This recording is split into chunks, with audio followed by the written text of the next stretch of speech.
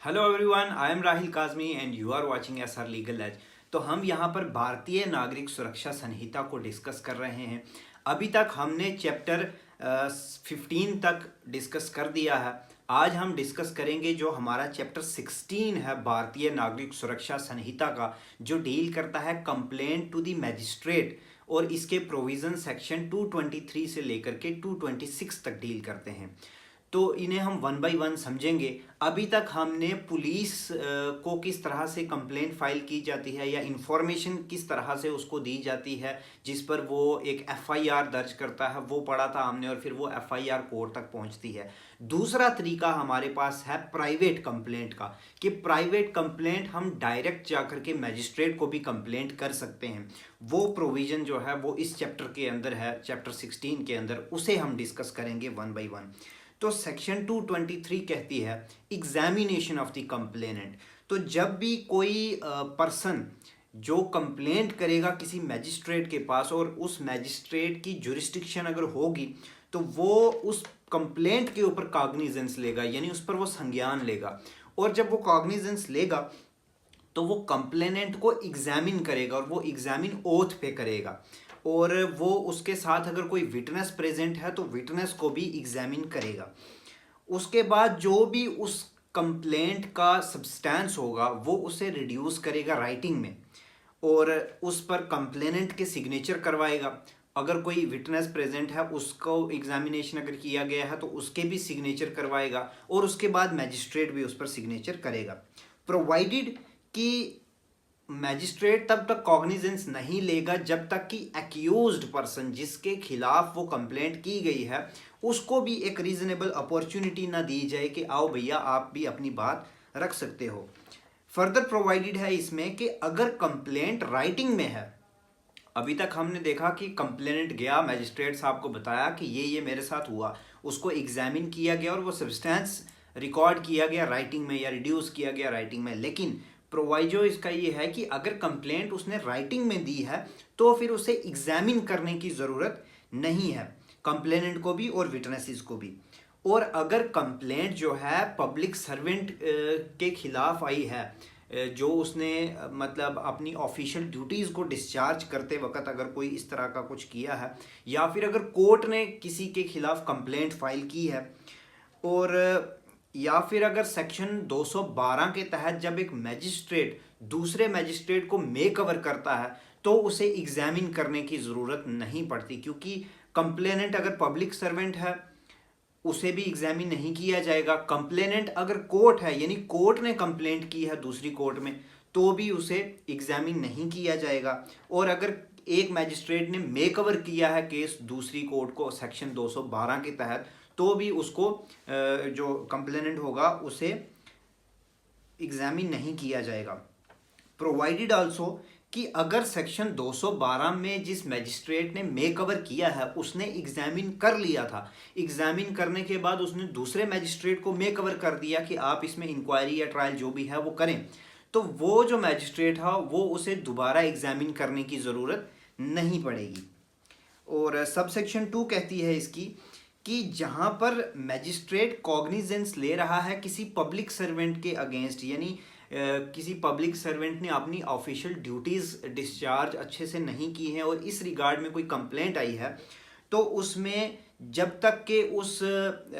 जो public servant होगा उसे रीज़नेबल अपॉर्चुनिटी नहीं दी जाएगी कि क्या एजर्शंस वो देता है इस बारे में कि जिसकी वजह से ये इंसिडेंट अकर हुआ है, और जहाँ पर या फिर कोई जो भी उसका ऑफिशियल सुपीरियर होगा उसकी जब तक रिपोर्ट नहीं आ जाती कि फैक्ट्स एंड सर्कमस्टांसेस जो सुपीरियर बताएगा कि किन वजह से इसने ड्यूटीज़ को डिस्चार्ज नहीं किया, तो तब तक जो है वो उसमें कॉग्निजेंस नहीं लेगा। देन हमारी सेक्शन 224 है procedure by magistrate not competent to take cognizance. अब मान लीजिए आप कंप्लेंट लेकर के किसी ऐसे मैजिस्ट्रेट के पास चले गए कि जो मैजिस्ट्रेट कॉग्निजेंस लेने के लिए कॉम्पिटेंट ही नहीं है, यानी उस केस को डील करने की उस मैजिस्ट्रेट की पावर नहीं है, तो उसमें क्या होगा कि अगर कंप्लेंट राइटिंग में होगी तो वो मैजिस्ट्रेट क्या करेगा, उसे रिटर्न कर देगा उस कंप्लेनेंट को कि आप प्रॉपर कोर्ट में लेकर के जाइए और उस राइटिंग कंप्लेंट के ऊपर वो एक एंडोर्समेंट भी करेगा कि इस कोर्ट में आपको जाना है, और उसमें एंडोर्स करेगा कि आप इस कोर्ट में जा कर के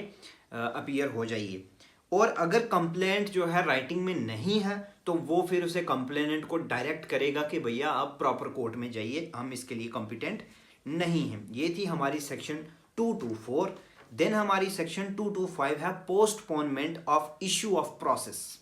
सबसे पहले आप समझिए इशू ऑफ प्रोसेस क्या है। इशू ऑफ प्रोसेस हो गया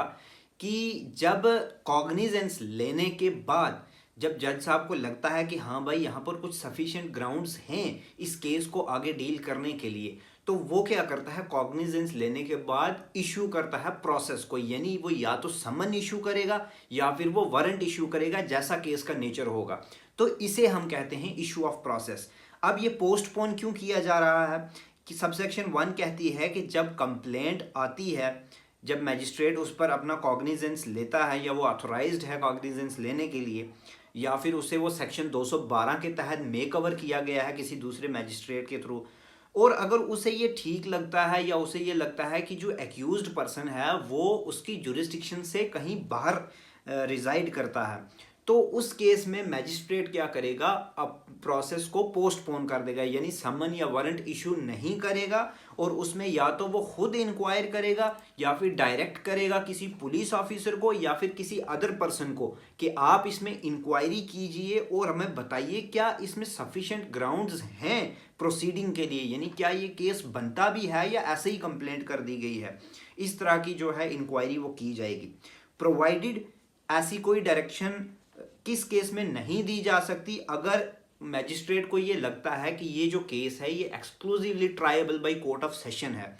तो उस केस में मैजिस्ट्रेट इस तरह की कोई डायरेक्शन नहीं देगा कि आप इसमें वो करिए, इंक्वायरी कीजिए, क्योंकि वो पावर कोर्ट ऑफ सेशन के पास है। और अगर वो वो कंप्लेंट अगर कोर्ट ने की है, अगर वो जो जिस पर वो मैजिस्ट्रेट ने कॉग्निजेंस लिया है वो कंप्लेंट किसी कोर्ट के द्वारा आई है जहां पर कंप्लेनेंट और विटनेसेस को एग्जामिन कर लिया गया था, तो उसमें फिर वो उसको नहीं करेगा।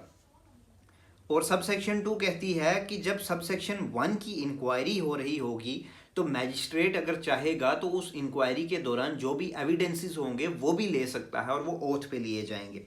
प्रोवाइडेड अगर ये अपीयर होता है कि case exclusively tribal by court of session है, तो मैजिस्ट्रेट क्या करेगा, कंप्लेनेंट को कहेगा कि भैया आप भी आइए और अपने जो भी आपके विटनेसेस हैं उनको भी प्रोड्यूस करिए, और वो उन सब को एग्जामिन कर लेगा ओथ पे, और फिर उसके बाद वो भेजेगा कोर्ट ऑफ सेशन में। सबसेक्शन 3 कहती है कि जब इन्वेस्टिगेशन सबसेक्शन 1 के तहत जहाँ पे हमने पढ़ा था कि मैजिस्ट्रेट या तो खुद इंक्वायर करेगा या पुलिस के थ्रू करेगा या फिर वो किसी प्राइवेट पर्सन से भी इंक्वायरी करवा सकता है या इन्वेस्टिगेशन करवा सकता है। अब ये सबसेक्शन 3 कहती है कि जब सबसेक्शन 1 में इंक्वायरी किसी प्राइवेट पर्सन के द्वारा की गई थी, उस प्राइवेट पर्सन के पास वो सारी पावर्स आ जाएंगी जो एक officer in charge of the police station की पावर्स होती हैं, एक्सेप्ट कि वो अरेस्ट नहीं कर सकता जब तक कि उसके पास अरेस्ट करने का वारंट नहीं आता। और इस चैप्टर की जो लास्ट सेक्शन है डिसमिसल ऑफ कंप्लेंट, सेक्शन 226, वो कहती है कि जब मैजिस्ट्रेट ने स्टेटमेंट्स को कंसीडर किया, जब उसका एग्जामिनेशन किया, उसके बाद जो विटनेसेस थे उनको एग्जामिनेशन किया, या फिर जो 225 में उसने इंक्वायरी करवाई, या तो खुद की या किसी पुलिस के थ्रू करवाई या फिर किसी प्राइवेट पर्सन के उससे करवाई, और उस इंक्वायरी का रिजल्ट जब आया और मैजिस्ट्रेट ने उसको भी कंसीडर किया, तो मैजिस्ट्रेट को ये लगा कि इस कंप्लेंट में कोई मतलब ग्राउंड्स ही नहीं है कि हम इसमें प्रोसीड करें, तो उस केस में मैजिस्ट्रेट उस कंप्लेंट को डिसमिस कर देगा और अपने रीजंस भी रिकॉर्ड कर देगा कि मैंने क्यों इस कंप्लेंट को डिसमिस किया है। ये था हमारा चैप्टर 16 ऑफ द भारतीय नागरिक सुरक्षा संहिता। छोटू सा चैप्टर था। आई होप आपको प्रोविजन समझ आ गए होंगे। अगर कुछ समझ नहीं आया है तो please let me know in the comment section, and मिलते हैं अगली वीडियो में। Thank you, thanks for watching.